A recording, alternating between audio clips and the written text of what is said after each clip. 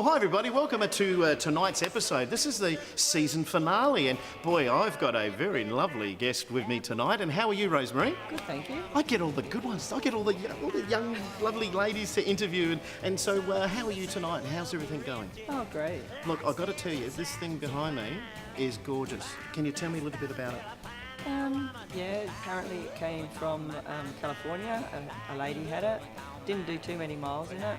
Eventually she gave it to a friend who lived in Arizona, who did less miles, sat in her garage for about 20 years, and then it came to Australia, and it's been in Australia for about 10 years. We've owned it for a few of those years, so it's gone to another lady owner. Now, we have to mention that this is a very, very rare car. So this is the 1959 Cadillac.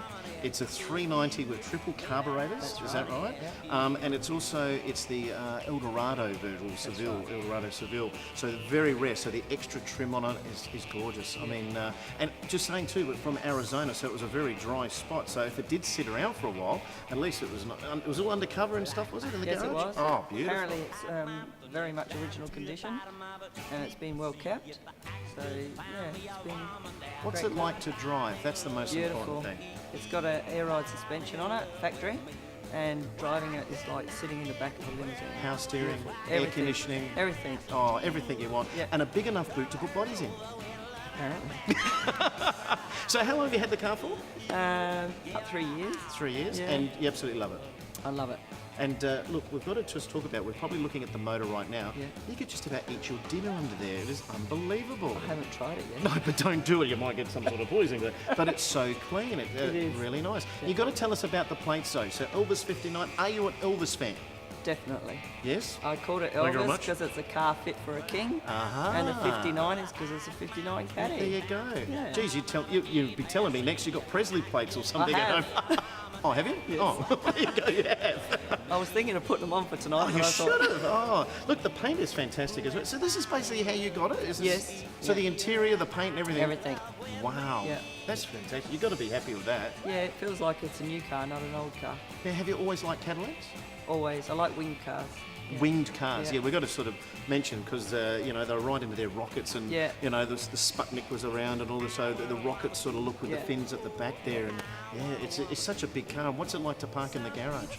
I drive it in. Yeah, no problem at all. No. So it's not true what they say about lady drivers? Oh, I'm going to get in No. trouble now, aren't I? No. Have you ever driven past some old man drivers? Oh no, well, I'm one myself. But I'm looking at the power steering pump as well. It's got 2 cylinders on it or something, and it's thinned as well. So it looks like a little lawnmower motor, a little Harley Davidson motor there, just with the power steering. So that's pretty cool. Apparently it's got a triple carby. And the which gives triple, you yeah, we better mentioned that before. So horsepower that's and- very, very rare, isn't it? Yeah. So what's your plans for this car? Are you going to keep it for the rest of your life, or are you going to get something new? Maybe I'll marry my granddaughter off in it.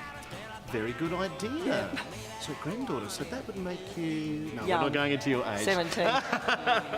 Well, so I'm 17, but just add a few more years on top of that. Well, look, we really appreciate you coming in and showing us tonight. Thank and you. It's good to have, we've had quite a few ladies on the show recently, so it's been really good to have you tonight. So thank you very much for joining us tonight. Thank you for having me. I really enjoyed it. No worries. Well, there you go, guys. So a beautiful 59 Cadillac Eldorado. So we're going to go and have a look at Brian's garage now.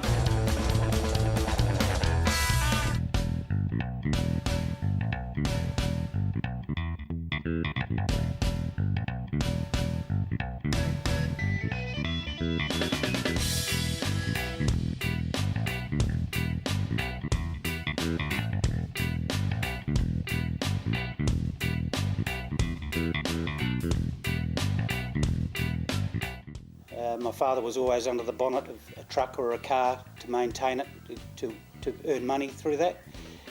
Father and son involvement was going to the Adelaide show. We'd run around and collect pamphlets of the latest cars and trucks that were on the market. As years went on, your pamphlet collection grew. It became a thing of swapping with other people that hadn't seen some of these things. It wasn't a big, like for people from the West Coast, it was a real adventurous thing to drive over for the Adelaide show, particularly when you had 7 kids.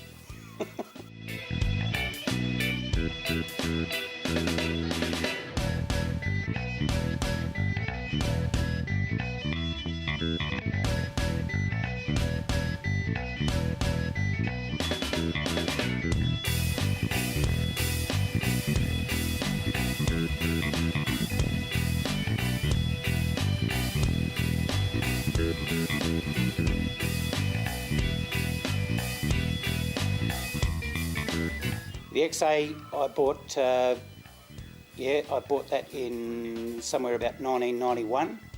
That's probably the oldest Australian muscle car that I've got as far as ownership. That was followed by, I believe, the HQ GDS Monaro coupe. Then the passion grew and I bought the XY. And then the last car that I bought was the Cobra, number 61 Cobra.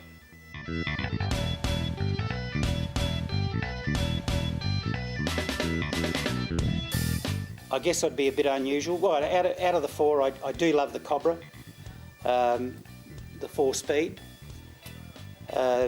Plenty of power, good braking, four-wheel disc brake. It's probably the better equipped car out of the lot. For road handling, probably the old XA is a nice car to push around. I guess there'll always be an attachment to that particular model because of the years of ownership and the growing up with the car.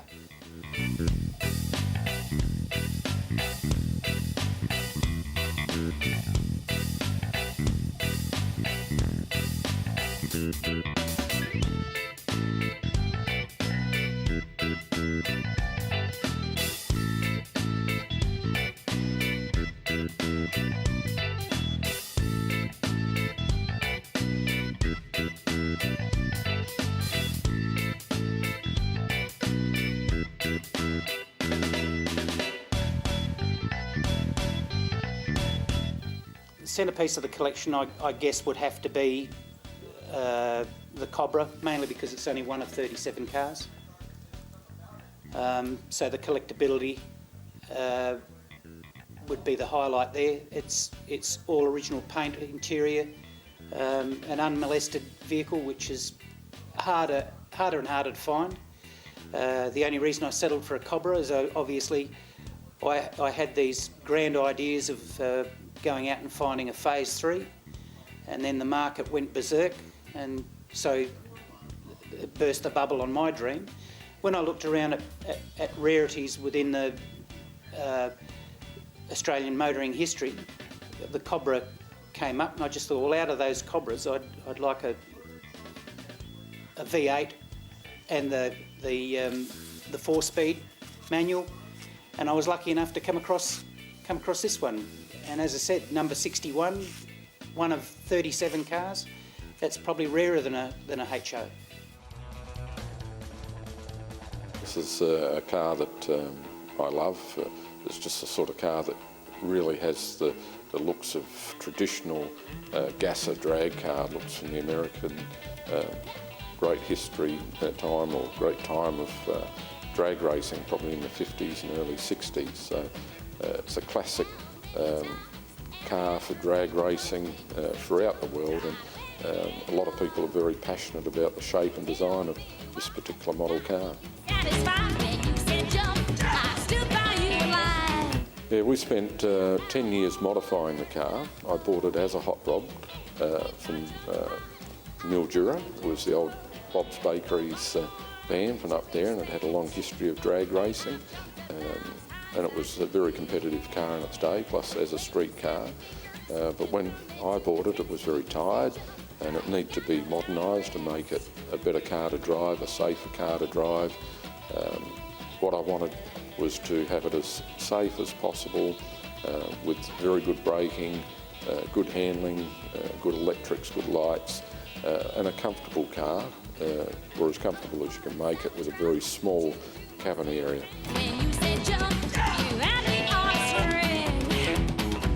Yes, it won an award many years ago at the Extreme Horsepower Show in Adelaide, and it was chosen as one of the best cars in Australia for the year to go to the Maguire's Super X in Sydney, which was a great honour. And we went there in 2006 with the car, and I decided to make it look even better for that event. We decided to modify the car further to look like the old Anglia Revel model that was available years ago. So we actually duplicated the look of that model on the car for the show. And when I took the car to Sydney for the show, we were pushing it in from out of the trailer, and John, that started House of Colour, He was there to judge the show, and he saw it and he said, "This is the best example of flame work on a paint job on a car that I've seen outside of America."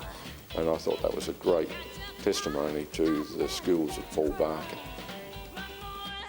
Going back about 10 years, I was looking at buying a Camaro, 68 to 70 model Camaro, because I liked the shape of them. But each one I looked at, I would look at them and I'd think, well, they're a beautiful shape, they're a good performance vehicle, they'd be a nice driving vehicle, but I looked in the back seat and there was really no leg room to speak of. And I hadn't really seen a Cuda. They were very rare in Adelaide at the time, and the particular one that I've got here I'd seen years before at a show, and everyone used to just stand around and admire it, and I didn't really know what it was, nor did most people that looked at it. Anyway, it propped up again at a Chrysler show in the car park of all things, and the chap that owned it, wonderful person, had owned it for many, many years, and he actually restored this and a Mustang, and he put both vehicles on the market, and whichever vehicle sold, he would have been happy to have kept the other one, or as luck had it. The Mustang sold, and the money that he got from that he put into restoring the car again. So he actually restored it twice, and he restored it to perfection. He's a perfectionist, and he just loves his muscle cars, and this is the traditional American muscle car. It is world renowned, the Cuda, as being the muscle car out of America. It's a very powerful car. It's a 340. It certainly performs extremely well. All 340s do, and this one is no exception. This one performs a lot better than most 340s. The motorbike was one that I wasn't intending to buy a motorbike. I went to the last of the Grand Prix auctions that were held in Adelaide when the Grand Prix was on, and I saw this motorbike, which is a 1963 Motobi. They were subsequently bought out by Benelli, so they look like an early Benelli. But this bike was renowned around Australia, or this type of bike, as a competition street come race bike. And they're still raced around the world in historic events. And I saw this bike and it was just so beautiful, and it had all the original stickers from Italy, from the dealership that sold it and everything else. I just had to have it, and it was red, which is always a faster colour. So we bought it, and we spent a lot of time restoring it. And a friend of mine, Steve Klotz, who would be one of the best painters in South Australia, and a very good friend of mine, kindly painted it for me. And he did it to perfection, and it is just a beautiful bike. It's a work of art, and puts a smile on your face when you see it. Good thing about car enthusiasts is they're very positive about the future, because there is always another project on their horizon, another vehicle that they would like to have in their shed, and another story that they'd like to share with other like-minded people, and that's what shares the passion that is enthusiasm around motoring in general, and particularly hot rodding. Well, welcome back. We're sitting with Sam Tiki Harrison and Trevor Warner. How are you guys? These guys are fantastic artists, and they're based here in Adelaide. And Sam, we'll start off with you, mate. Tell us a little bit about, we'll start off with a little bit of history on pinstriping. So what is pinstriping? It's just detailing cars, and they used to use it to hide dodgy paintwork, I think. So I've read in a few books and stuff, but it's just keeping with the style of things back then. So it's very similar to like what they put on the side of trucks and coaches and stuff. Then it was very similar to that, but yeah, to hide scratches and imperfections and paintwork. Pretty much, yeah. Early drag cars and stuff, they had a lot as well, and a few hot rods. Yeah. So like, how long have you been doing pinstriping for? Probably about 4 or 5 years now. Yeah. So who's your influences? So let's rattle off some names here from the States. You know, you've got your Dean Jeffries, you've got your Kenneth Howards, Bond Dutch, for those people that don't know who. You've got maybe some Aussie guys, you know, maybe like the Ryan Fords of Castlemaine, or even Ford, Matt Bailey or something like that, or Paul Hughes, And Kurt Sheridan. Oh, Kurt, yeah, Tubby, of course, yeah. So a lot of those guys as well, and you just take from everywhere, wander around, and look at some stuff, and cool artwork jumps up. So. Now, I'm quite excited with your work as well, and I've bought a couple of your pieces in tonight that I have in my own private collection. And how long did these guys take? Probably about half hour, 45 minutes each. Oh, that's cool. And you go a lot of shows as well. Like I think we saw you at the Custom Culture Weekend as well, and you do go up to the Chopped as well, the Chopped show and so forth. And do you do a lot of pinstriping up there while you're there? Not at Chopped, I don't. That's more of a social sort of thing. Yep. At Custom Culture, I've had a stall for everyone I've been to pretty much. So yeah, it's just always good fun, and keeps the going, keeps the car on the road, and keeps beer in the mouth. So it's all good. That's good, and you hang around with a great bunch of guys too from the grinders and gals, we should say as well. Now, you pinstripe most of their cars as well for them? A couple of them, yeah, it's all good fun. So it's just makes it easier. Everything goes around in circles, so it all works out. Yeah. Well, I think it really, pinstriping actually it adds to the car. So like if there's a plain bonnet or something like that, or a plain boot, and you just got that little bit of pinstriping on there, maybe subtle and everything, it just adds to the whole car, doesn't it? Yeah, I'm all about subtlety. I don't really like the ones that take over the whole car. Yeah. It's just a little bit on the car, you're not really supposed to notice it too much. So I've noticed you bought something in tonight as well. What can you tell us about this? oh, it's just a project car I've had floating around for a couple of years now, so it's just something to cruise around, and it's good fun, and except when it gets wet, but besides that, it's good fun. And the fun thing about it is a convertible, and you got your jacket on tonight, and those things are damn warm, I might add too. But you're going to drive home tonight, and it's freezing out there too, so well done. That's right, it's all good fun. It's all good fun. No, that's cool. So Trevor, tell us a little bit about yourself. Now, we've interviewed you before about your hot rod, but little people knew that you do the artwork as well. So there's a lot of artwork in this whole studio that we've got here tonight. So how long have you been doing this sort of work? I started when I was 15, so 31 years I've been doing it for now. That's all I've done. So. Wow, so that would make you... No, we're not going to say your age. So, and your influence as well. So where did you start at? I don't really have, with my sign writing, I don't have really many influences except for the guys that have taught me over the years that I've worked with. I pick a little bit of stuff from each guy. I'm looking at this beautiful mural behind us, Trev. Now, how long has that taken to do that? It's probably 20 plus hours in this bit so far, and still a lot more hours to go. It's got a lot more going up top and down the side there. So do you do this as a hobby, or actually doing it as a business now? I do it as a hobby, but I sell it as well, so just to sort of fund the car. Hey, why not have it as a fun hobby and make money out of it at the same time? Why not? Exactly. Yeah, fantastic. Yeah. Well, look, guys, I really appreciate you coming on the show tonight. Thanks for joining us on My Garage Rules, our final episode for the season, and hopefully we're all back next season as well. So thanks, guys, for coming on tonight. No problem. Thank you. Thank you. Hey, we're going to have a look at the GM day now, and I want to thank everybody for allowing me to get on the oval, because the oval was packed. So I took my camera with me. Have a look.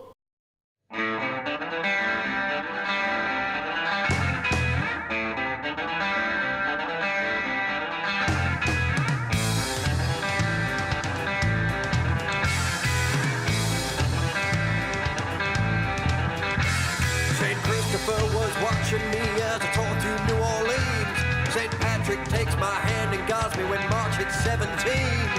Jesus hangs around my neck to remind me of what's right. A smoke and a drink and a young girl's wink, and the devil wins tonight. St. Jude, the keeper of my cause, St. George's dragon growls, saying not sin, wake up clean or hit the town and prowl. Battle between the light and the dark, it's always there to fight. A loaded room and the smell of perfume, and the devil wins tonight.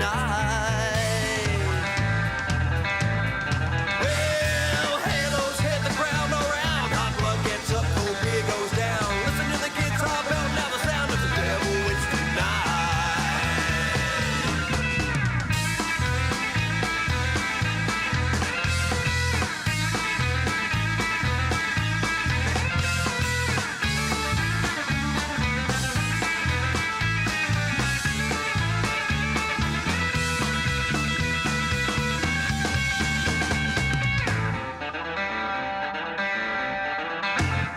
The Lord of hosts, sweet Holy Ghost, I'm cradled in his palm.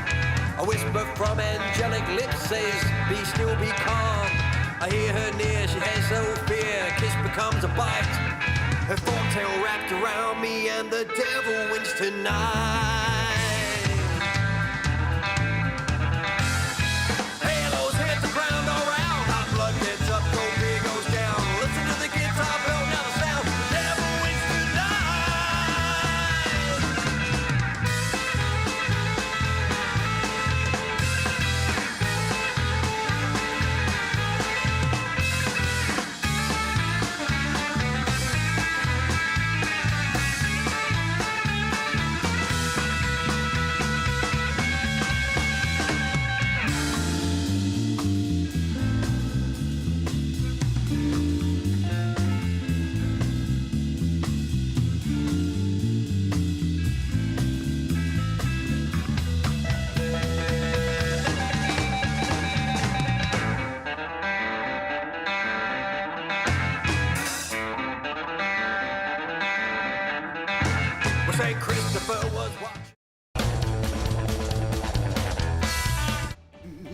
Hey, oh look, I'm glad you enjoyed that footage of the GM day.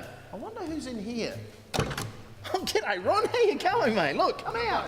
God, you're enjoying champagne and luxury in there, mate. How you going? Good, thanks. Mate, welcome to the show, My Garage Rules. Oh, Ron, look, let's go and have a look at this car, mates, and let's have a nice little seat down the end here. Wow, this is... well, how long is this car, mate? This is it's taken us a long time to get here. I'm only kidding. Mate, so tell us about this car we're looking at. Okay, the car's a 1963 Chevy Bel Air. It's been stretched. It was stretched approximately 15 years ago. And Why are we stretching it? Why did we do that? while we're for? stretching it, turning into a limousine, obviously. Of course, yeah. With a seating capacity, we can get 8 passengers in the car. Well, that's a lot of people to drive around, isn't it? Oh, it's not too bad. Depends if they're too intoxicated or not. Now, do you do most of the driving for the thing as well? No, I don't. To me, it's a piece of, I guess, a love, an art. I love Aussie petrol heads. I like vehicles, especially the classics. Well, you're on the right show for that. Hope so.